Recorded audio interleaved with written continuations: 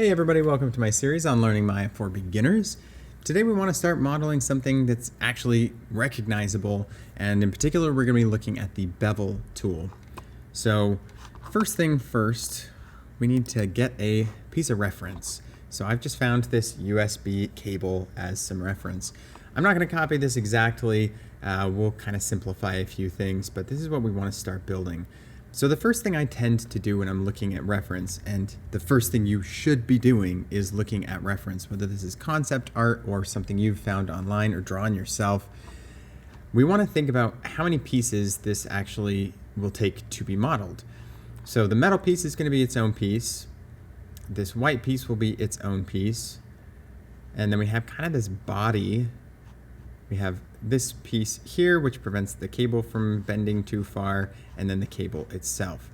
So you don't actually have to split everything up, and there are reasons why you may or may not want to have everything as one mesh or several pieces to a mesh. So that can kind of be something you explore as you continue forward, but I'm going to do each of these pieces separately. So we'll do 5 totals, starting with this main body. The next thing we want to do is analyze what we actually see here. I want to think in terms of the biggest details to the smaller details.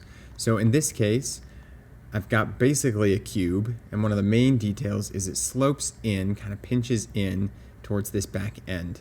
Okay, another big option right here, we've got a big detail.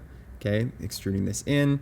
We're getting into finer details as we get into these kind of grip pieces, and I'm actually just going to ignore these. Honestly, just doing this as a texture rather than modeling this in is probably what you'd want to do. Even with stuff like this, if this is going to be a USB cable that we're not going to see up close, it's going to go into a video game, a lot of this is just going to be texture. Even this top indentation is probably just a texture. So we're going to go a little bit further, but not as complicated either. So first thing I want to do is set a project. So if you watch my last video, you can go to File, Project window to create a new project for this USB cable, and then you'll set to that project. And then we're going to start with a cube. So first things first is I'm just going to kind of get the basic size of what I think this is. Okay, that's looking pretty close. Now, the good thing is I can always change this later as I go, but you want to start out as close as you can and thinking about the proportions to the height, width, and depth. So I'm going to use Mesh Tools, insert Edge Loop. We're going to get this first big detail, add one. See, there's me leaving my settings to something I didn't want them to be. So I'm just resetting my tool, and we'll put one about there and one about here. Okay, so this way, if I press Q to exit that tool, in my vertex mode, I can just grab these vertices and scale them toward each other. So scaling is a great way to kind of push things inward or outward toward each other or away from each other. So at this point, I could look at my top view and say, oh, well, maybe I actually wanted those to be a little bit further back. Fine-tune adjustments like this you can make pretty much at any point, but the earlier you do them, the better. Once you have more geometry to deal with, things will get more and more complex to actually edit. Next thing I think I'll do is add kind of a hole where we can put the metal piece. Now this isn't really required. I probably could just put the metal piece straight in here and nobody would notice, but for the purposes of this lesson, let's extrude this. So Control E for an extrusion. In this case, I'm going to use the offset, and you'll see I can kind of create a bit of a lip there. If I did just use a scale option, these probably wouldn't be even. The offset is nice because it keeps these faces even all the way around. I'm going to press G to extrude again and just push this back a little bit. So now that we've made it this far, I want to talk about bevels. So if I looked at the reference, I might have seen that, you know, somewhere around here, this corner, it's not a sharp edge, it's actually a rounded off edge. And if you go look at most products and most things everywhere, almost everything is beveled. And that's because if we have something at a perfect 90-degree sharp angle, this thing really is razor sharp. If you have ever encountered anything that is cut this way. I've got cupboards at home that have this perfect 90-degree cut, and you scrape yourself against them and they will cut through skin, I'm telling you. So we want to start beveling. Now, just to kind of give you an idea of what the bevel will do, I just want to bevel one edge so you can see it. So I'm going to go to Edit Mesh and Bevel. You'll see what that did is it took my one edge and split this into two edges. And then I had to add some new geometry here in order to compensate for that. So I can add more segments to this to make this more rounded. Okay, I can add, let's just add one segment so you can see this better. Our fraction is going to increase and decrease how big this rounded corner is going to be. But the thing that you want to be aware of is this is going to give us some geometry that is not a quad.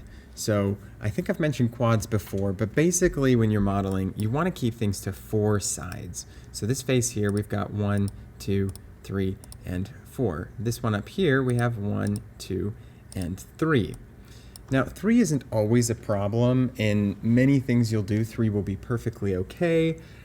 Some companies are going to be particular about it, others aren't, depends on what you're really doing. What you never want to see is more than 4 sides. And even when I see triangles, sometimes if they're an easy fix, I'll fix them. In this case, I can just select this one, hold Shift and right click, and then delete that edge out. And now it's kind of a weird shape, but I do have 1, 2, 3, 4 edges. So I'm going to undo past this. So basically, if you have more than 4 sides, you have what's called an n-gon. N-gon stands for a polygon that's any number of sides above 4. And it's kind of like a mathematical, substitute like x, a variable. So if you have a 5-sided face, a 6-sided face, a 20-sided face, it's going to cause problems down the road when you're doing things like texturing, when you're doing things like rigging for the deformation, which is how it kind of condenses and squishes together when you're moving things. You don't want those. So just kind of be aware of those as you're moving forward. So in this case, beveling one edge can be a little bit tricky because it might give me some geometry I don't want. If I had done this whole edge loop, for example, we can edit mesh bevel. Let's add a few more segments, decrease the fraction a little bit. Okay, and this, everything is staying quads. We get kind of a rounded edge. So a lot of times that's what you're going to be doing. You're going to be selecting edges in particular that you want to bevel. In this case, I kind of stopped at this point on purpose because I'm just going to bevel this whole thing. I don't have that much geometry. I actually want all of these edges that I see to be rounded, so I can bevel this entire thing.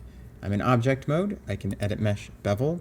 And you'll see that basically took every edge and just split it into 2. I'm going to increase my segments to 1. And now it's just a matter of playing with this fraction to see how rounded I want these to be. Now, one thing to be aware of, you have a point where you won't be able to go any further when you start having edges that kind of run into other edges. So figure out what's going to look best, and we've got a bevel. So this is going to look more realistic to what an actual product is going to have. If you're leaving out these bevels, you're probably not going to get the best result in most cases. We're used to seeing bevels. We don't think about them, but we're used to seeing them, so something will look wrong if things aren't beveled. So let's add some more details. I'm going to extrude this top face. In this case, I do think I'm just going to kind of scale these in, get sort of that top detail where we're going to extrude in now. So I don't want to go too far or else I'm going to punch through other faces. And I can do the same thing on this. If I wanted to select these edges around the top, we can do edit mesh bevel, increase that, and honestly, default's looking pretty good. I kind of like the feel of that slope. So last thing that we're going to do is just add some of those grip details.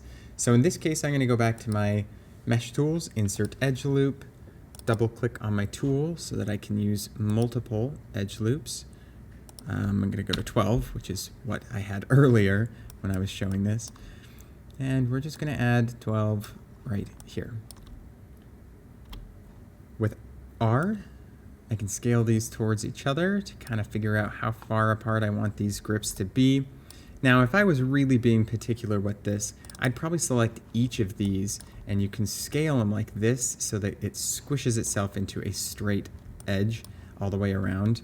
Particularly if you were going to worry about beveling in on the top, kind of like the picture had shown when we looked at this. It's got those grips along the top. For today, I'm just going to ignore those, and I'm just going to add some to the side just to keep things a little bit more simple. So I'm going to select every other face, holding Shift. On this side, swap over here, select every other face, because now all we need to do is extrude these inward. We can use this blue arrow, push those in a bit.